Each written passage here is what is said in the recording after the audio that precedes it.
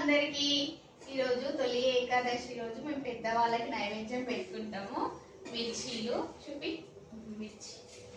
మిర్చీలు బజ్జీలు puri mutton bagara rice పెద్దవాళ్ళకి ఇలా పెట్టుకుంటాం అన్నమాట. నైవేద్యం ఇలా పెట్టుకుంటాం. చూడండి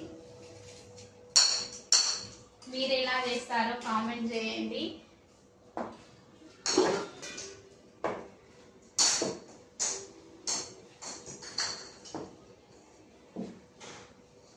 ఇంకా దశమి రోజు సంక్రాంతికి ఇంకా దసరాకి ఇట్లానే నైవేద్యం పెద్దవాళ్ళని పెట్టుకుంటాం అన్నమాట.